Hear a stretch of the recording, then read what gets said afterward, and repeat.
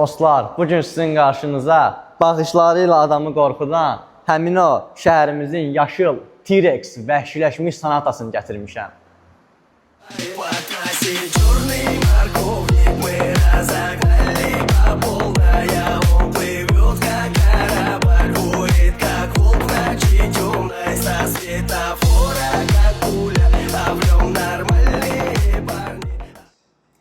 Hər kəsə salam dostlar, mən Muhammed Xudiyev və bugün qarşınızda yenə bir T-Rex kimi avtomobillə gəlmişəm.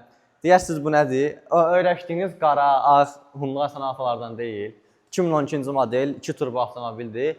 Sadəcə fərqli avtomobildir. Keçək incələnməyinə. İstəyirəm açardan başlayayım. İndiyə qədər çəkdiyim avtomobillərin içində düzün desəm ən maraqlı açar bundadır. Nə açarı yaxından götür. Burada açılıb bağlanma, bagajımız. Yəni hər biri avtomobilin üstünə belə deyim, inteqrasiya olunub açarımıza. Hətta gördüyünüz kimi biz burada bunu belə idarə edə bilirik. Burada ayarları var, avtomobildə pnevma var, qalxıb düşməyi, buradan kilidi yoxsa açılmağı və belə. Belə maraqlı bir açarımız var gördüyünüz kimi. Gəlirik avtomobilimizin ön hissəsinə. Gördüyünüz kimi bizim ön hissəmizdə əzəmətli, qorxuducu bir buferimiz var. Hansı ki bu bufer fiber karbondan hazırlanıb və gördüyünüz kimi hazırda olduğumuz servisdə özləri yığıblar. Yəni özlərini düzəltməyi bir şeydir. Gördüyünüz faramız bizim 1, 2, 3, bu da deyək 4 əl böyüklükdə faramız var. Hansı ki burada qırmızı içində lupalarımız var və maşını çox aqressiv göstərir. Bu hissəmizdə bizim deməli qapqara radiator barmaqlıqlarımızı görürsünüz. Hansı ki belə boydan boya. Normalda burada Hyundai'nin öz ablisovkası olur, logosu. İndi yoxdur. Bu hissəmizdə bizim hava girişlərimizdir. Aşağıda da eyni hava girişlərimizdir. Keçirik avtomobilimizin yan hissəsinə. Yan hissəmizdə bizim xüsusilə belə sifarişlə gəlmə bir disklərimiz var. Diskimizin ölçüsü 215-40-18'lik disklərdir. Belə xrom disklərimizdir. 5 ulduzlu. Qəşəng maraqlı vidi var. Pnevma da var avtomobildə, onu da göstərəcəm sizə. Fikrimizi yayındırırlar qardaşım. Gördüyünüz kimi gəlirik yan güzgümüzə. Bizim böyük bir güzgümüz var burada. Və üstündə belə qara xətti var. Yan hissəmizdə bizim aşağıda padnoşkalarımız var və krlo, padnoşka hər biri orijinal karbon fiberdən düzəldilibdir. Təbii ki, avtomobildə açarsız daxil olmamız var. Gördüyünüz kimi burada piano black qapı düzlüklərimiz var, üzlənib. Gəlirik arxa hissəmizdə bizim belə bir qanadlıq deyim, buna daha dəqiq olsun, yuxarı hissəmizdə və akulamız var burada. Sonra nəyimiz var? Arxa hissəmizə gəldikdə bizim belə gördüyünüz kimi yığılma bir stopumuzu görürsünüz. Çox qəşəng vid verir, çox bəyəndim. Arxa egzoz sistemimizdir. Egzoz zavod egzozdur, amma başlıqlar təbii ki dəyişilibdir. Gəlirəm, belə gəlim. Burada gördüyünüz kimi bagajımızda bizim belə bir piano black kantımız var. Və bu gördüyünüz də təbii ki karbon fiberdən yığılıbdır. Bagajımız falan hər biri karbon fiberdir, orijinal, sadəcə kraskalanıb. Avtomobilin kraskası da kodu deməli Ferrari yaşılı sarısı belə bir kodu var. Günün altında sarı olur, kölgədə yaşıl olur avtomobil. Qəşəng maraqlı rəngi var. Aşağıda bizim belə gördüyünüz kimi xəttdə aqressiv duruş vermək üçün egzoz çıxışlarımız var. Gəlirik bu hissəmizə. Bagaj hissəmizə gəldikdə isə bagajımızı açırıq. Bagaj yüngüldür. Bizi burada gördüyünüz kimi APO sisteminin belə deyim ənkəsi basabilimiz qarşılayır. Bunun rəqəmini bilmirəm təəssüf ki. Bizim daha sonra arxada gördüyünüz kimi bizim kompresorumuz var və 2 dənə hava balonumuz var. Bu da avtomobilin özünə belə deyim hava vurmaq üçündür. Bagaj hissəmiz belə. Normalda bu avtomobillərdə zavod 464 litr bagaj həcmi var. Amma burada kompresorla, basaviklə bir yerdə mən fikirləşirəm ki, hardasa bir 150 litr bagaj həcmi qalıb. Hansı ki, onu da istifadə eləmək olmur, yəni belə künc yerlərdədir. Bagajla da belə sağollaşırıq. Keçirik avtomobilimizin benzin hissəsinə. Avtomobilimizin benzin bak hissəsini buradan açırıq, gördüyünüz kimi. Onu deyə bilərəm ki, avtomobil təbii ki 95 ilə işləyir və arada bir 98 ilə qarışdırılır. Cruze-da da belə idi. Yəni bu təkcə bu avtomobillər üçün səciyyəvi deyil, digər avtomobillərdə də istifadə eləsəz, maşınınızın xeyrinə olar. Bunda bir məsləhət kimi yazarız.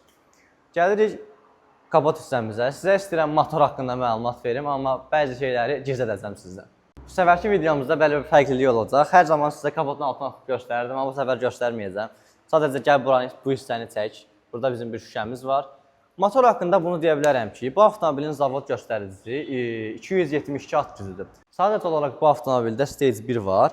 Bu da özündən at gücü əlavə edildiyinə görə təqribi 300 plus at gücü olur, amma dayanıqlı hesab tutulmadığı üçün dəqiq bilinmir. Yanacaq sərfiyyatına gəldikdə isə bu avtomobilin yanacaq sərfiyyatı zavod göstəricilərinə görə şəhər içi 9-10 litr, magistral yolda isə 6-7 litrdir. İndi sahibi biraz barmaq eləyib, o yan bu yan eləyib, onu sürməyinə falan hardasa belə deyim sizə 14-15 litr belə yanacaq sərfiyyatı var. Amma yəni o bu avtomobilə xasdır. Normalda 19 litrdən siz polunu rayona gəlib gələ bilərsiniz. Belə, keçək avtomobilimizin içinə. Gəlirik salonun arxa hissəsinə. Burada bizim belə deyirsiniz üzlənib qırmızı rənginə. Burada bizim Forget karbonumuz var. Bu Aga printdir, orijinal karbon deyil. Yəni ailə avtomobili olduğu üçün arxa hissədə çox bir funksiya gözləməyin. Sadəcə şüşələrin qalxıb enməyidir və burada gördüyünüz kimi yanıb sönən sanat aparı işığımız var, yazımız var. Gəlirik arxa hissəmizə. Burada bizim belə cibliyimiz var. Daha sonra burada yenə həmişəki kimi qolumuzu qoymağa və stakan çikimiz var. Salondakı qırmızı üzlənibdir. Yuxarıda bizim nəyimiz var? Burada işığımızı görürsünüz və salon gördüyünüz kimi alkantarla üzlənib yuxarı hissəsində. Alkantarla üzlənib və çox qəşəng görsənir. Qara rəngdə mən çox bəyəndim. Keçirik hara ön hissəmizə.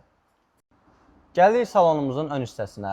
Burada bizim şüşələrimizin qalxıb enməyi, klassik gördüyünüz şeylərdir, üzlənmiş hissələrimizdir. Burada bizim gördüyünüz kimi işığımız var, adı LED, LED'imiz var. Burada bizim Forget karbonumuzdur. Bu da yan şüşələrimizin oynamağıdır. Belə, gəlirik ön hissəmizdə. Burada bizim gördüyünüz kimi anatomik rolumuz var. Bu hissəmizi görürsünüz. Qəşəng yığılmış rolumuzdur, ələ yatımlıdır, rahatdır. Burada avtomobili çalışdıran zaman deməli, arxadakı hava kompresorunun səviyyəsi görsənir. Yəni içində havanın nə qədər olduğu görsənir. Orta hissəmiz indi biraz dağınıqdır, içində işidir hələ də.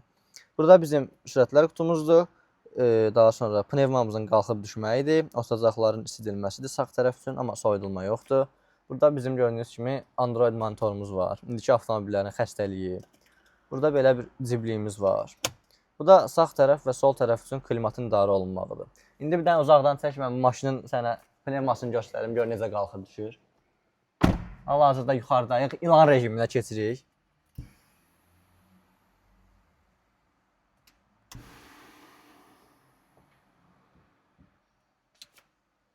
Gördüyünüz kimi avtomobilimiz yatdı yerə.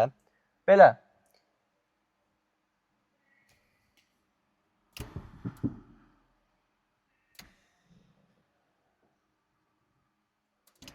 Qaldırdıq təzədən əminki vəziyyətinə.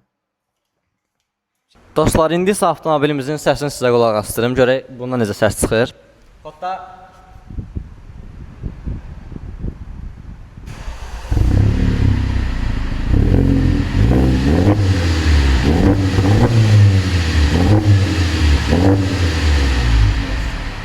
Bəli dostlar, aqressiv T-Rex sanatamızla videonun sonuna gəldik. Başqa hansı avtomobilləri bu kanalda görmək istəsəz, şərh bölməsində qeyd eləyərsiniz.